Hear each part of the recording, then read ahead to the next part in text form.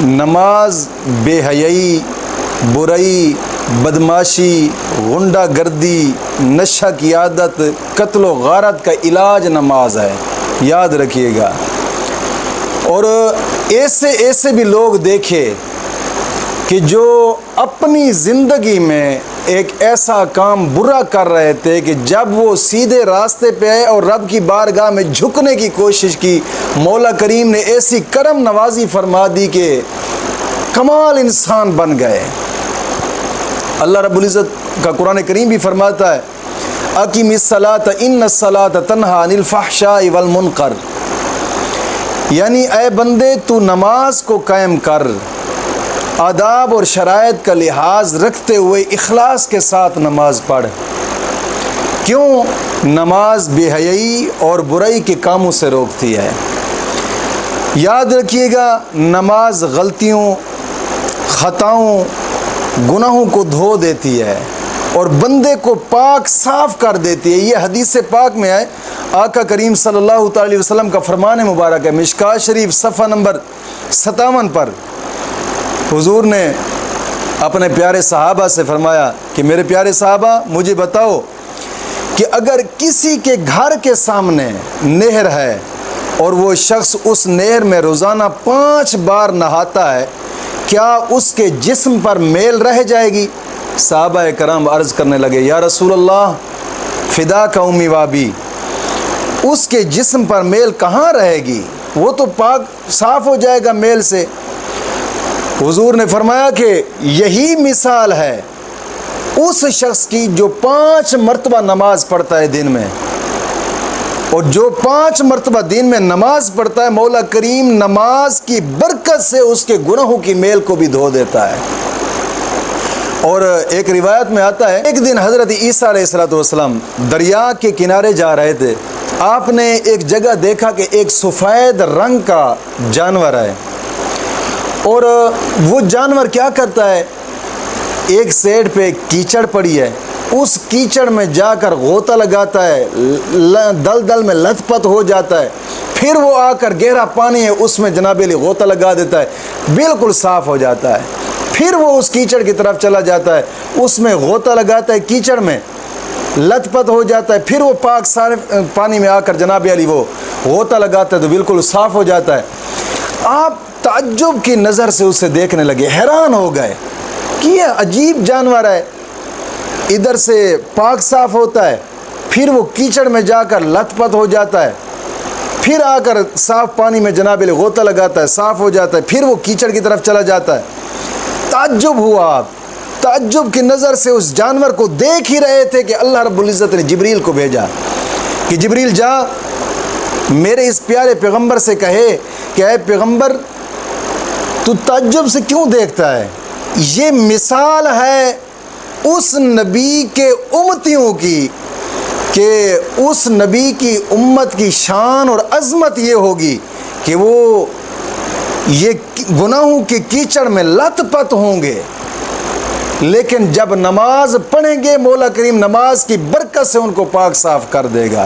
یہ ایک مثال آپ کو سمجھائی ہے کہ دریا کا صاف پانی اور یہ کیچڑ، یعنی وہ گناہوں میں لت پت ہوں گے، پھر اذان ہوگی اور جب وہ مسجد میں جائیں گے نماز پڑھیں گے وہ بالکل صاف ہو جائیں گے، پھر اسی طرح ہوگا، پھر دوسری نماز کا ٹائم ہوگا، وہ مسجد میں جائیں گے نماز پڑھیں گے بالکل گناہوں سے پاک صاف ہو جائیں گے، پھر اگر ایسا ہوگا پھر اور نماز کا وقت ہوگا، وہ نماز پڑھیں گے اور پاک صاف ہو جائیں گے گناہوں سے۔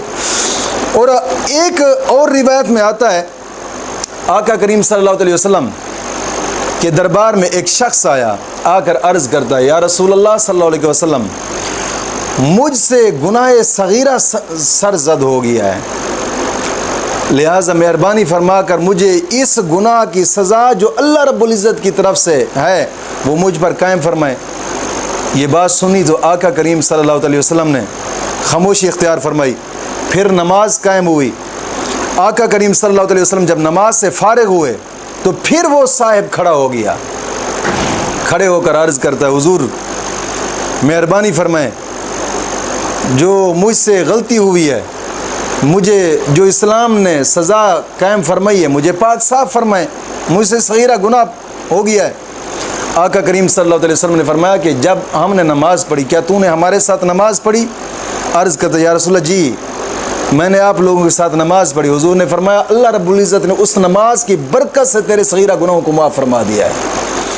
اللہ رب العزت کا قرآن فرماتا ہے سورۃ ہود کے اندر اقم الصلاۃ طرفی النہار زلفا من اللیل ان الحسنات یذہبن السیئات، کہ اے بندے تو نماز کو دن رات میں قائم رکھ کہ نیکیاں برائیوں کو لے جاتی ہیں۔ اور جب اس نے یہ حکم سنا تو عرض کیا یا رسول اللہ صلی اللہ علیہ وسلم کیا یہ حکم صرف میرے لیے تھا؟ آقا کریم نے فرمایا نہیں پیارے، یہ میری ساری امت کے لیے یہ حکم ہے۔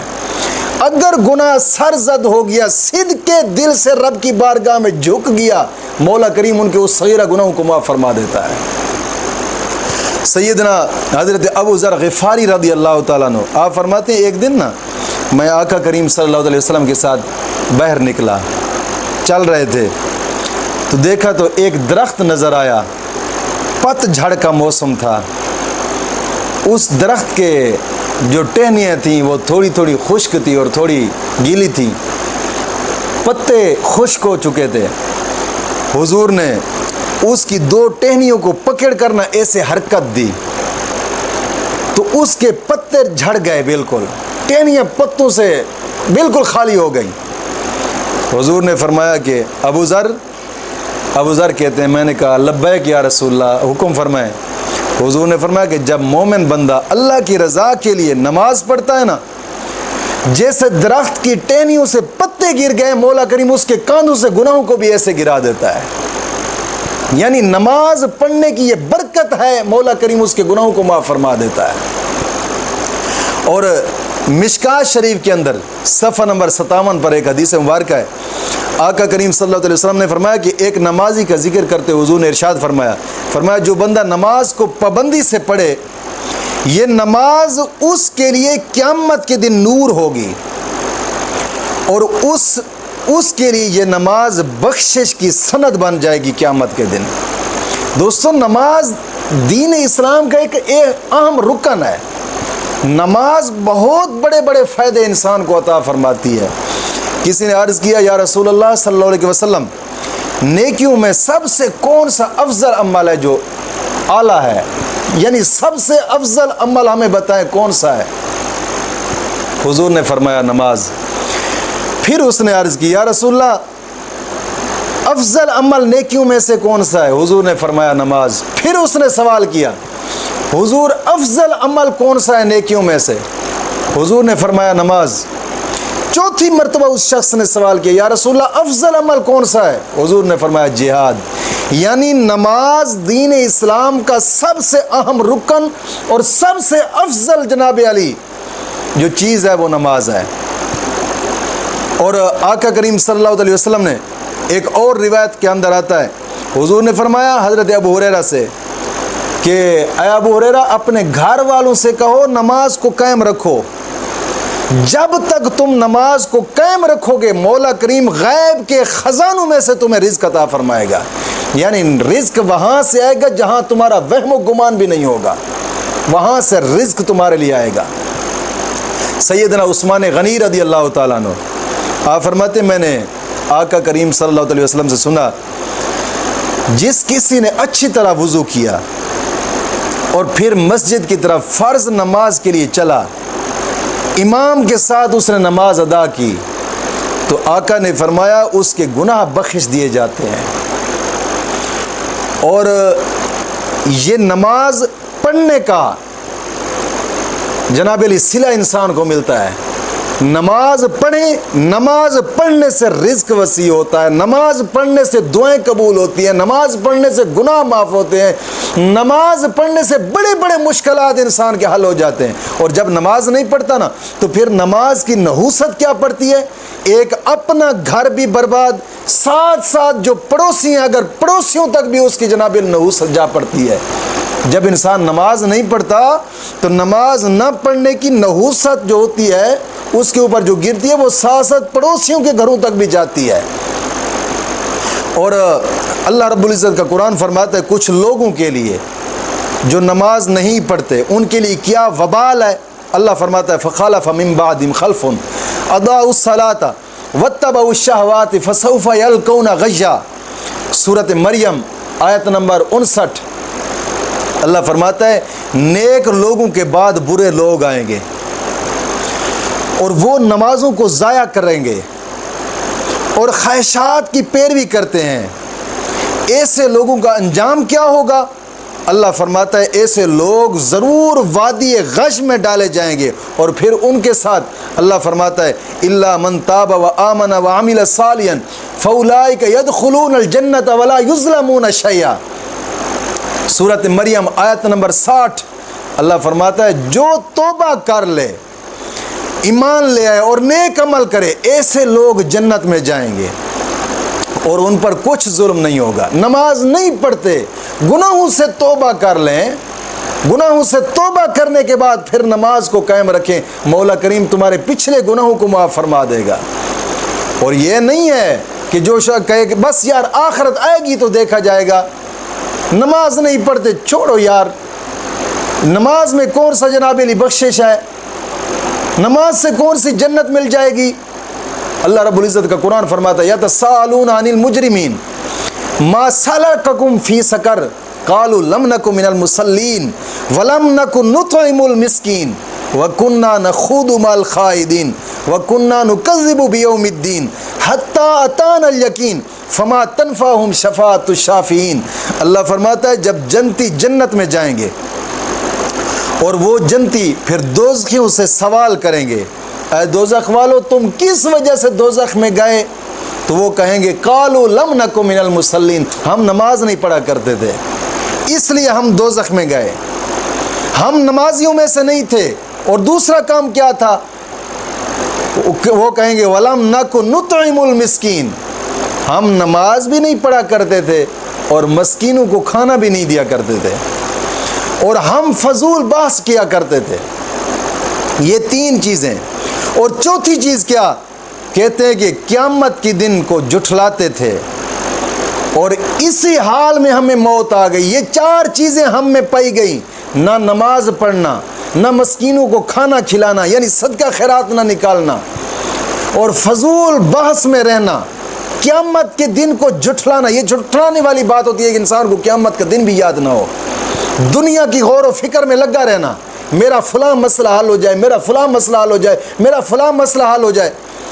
اور فرمایا کہ جو لوگ دنیا میں صحت اور تندرستی کی حالت میں اللہ تعالیٰ کو سجدے نہیں کرتے نا، نماز نہیں پڑھتے، وہ قیامت کے دن بھی اللہ کو سجدہ نہیں کر سکیں گے، اور بلکہ ان کی پشت تانبے کی تختی کی طرح اکڑ جائے گی۔ یہ اللہ کا قرآن فرماتا ہے وَيُدْعَوْنَ إِلَى السُّجُودِ فَلَا يَسْتَطِيعُونَ خَاشِعَةً أَبْصَارُهُمْ تَرْهَقُهُمْ ذِلَّةٌ وَقَدْ كَانُوا يُدْعَوْنَ إِلَى السُّجُودِ وَهُمْ سَالِمُونَ۔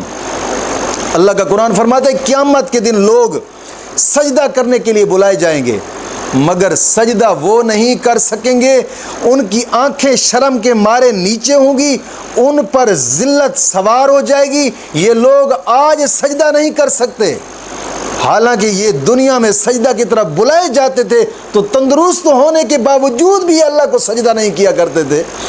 جہاں دنیا میں جس نے اللہ کو سجدہ نہیں کیا تو پھر قیامت کے دن بھی اللہ کو سجدہ نہیں کر سکیں گے۔ سیدنا حضرت ابو ہریرہ رضی اللہ تعالیٰ عنہ فرماتے ہیں، فرمایا کہ رسول اللہ صلی اللہ علیہ وسلم نے فرمایا قسم ہے مجھے اس ذات کی جس کے قبضہ قدرت میں میری جان ہے، میں نے ارادہ کیا کہ نوجوانوں کو حکم دوں کہ وہ لکڑیاں لائیں، پھر میں نماز کے لیے اذان کہلواؤں اور کسی کو نماز پڑھنے کا حکم دوں، میں خود ایسے لوگوں کے ہاں جاؤں جو نماز کے لیے حاضر نہیں ہوتے اور جا کر ان کے گھروں کو میں آگ لگا دوں۔ یہ حضور کا فرمان مبارک ہے مشکات شریف کے اندر صفحہ نمبر 97 پر۔ اور پھر فرمایا آقا کریم صلی اللہ علیہ وسلم نے، حضور نے فرمایا میں اس لیے یہ نہیں کرتا، یعنی میں اس لیے ان کے گھروں کو آگ نہیں لگاتا کہ ان گھروں میں عورتیں اور بچے رہتے ہیں، میں اس لیے۔ اور دوسری روایت میں آتا ہے لولا ما فی البیوت من النساء والذریۃ اقمت صلاۃ العشاء وَأَمَرْتُ فَتَأْيَانِ يُحْرِقُونَ مَا فِي الْبُيُوتِ بِالنَّارِ۔ حضور نے فرمایا یعنی اگر گھروں میں عورتیں اور بچے نہ ہوتے تو عشاء کی نماز پڑھاتا اور نوجوانوں کو حکم دیتا کہ وہ ان گھروں کو آگ لگا دیں۔ یعنی نماز اتنی اشد ضرورت ہے دوست، اتنی ضروری ہے نماز۔ جو بندے نماز نہیں پڑھتے اور نماز پڑھنے کے باوجود وہ یار ہمارا فلاں کام ہو جانا چاہیے، ہمارا پتہ نہیں وظیفہ اثر کیوں نہیں کرتا، ہم وظائف کر کر تھک جاتے ہیں، وظیفہ اثر کیوں نہیں کہ یار کیسے اثر کرے گا؟ تم اپنے رب کی بارگاہ میں جھکتے ہو، اپنے رب کی بارگاہ میں تم جھکنا پسند نہیں کرتے اور پھر کہتے ہو یار ہمارا کام ہو جائے گا، ہمارا کام پتہ نہیں کیوں نہیں ہوتا، ہمارا کام تو ہونا چاہیے۔ جب تک رب کی بارگاہ میں جھکتے نہیں اس وقت تک دنیا کی رسوئی ملتی رہے گی، کبھی بھی کوئی کام نہیں ہوگا۔ اگر تم چاہتے ہو کہ تمہارا کام ہو جائے پھر سب سے پہلے یہ کام کرو۔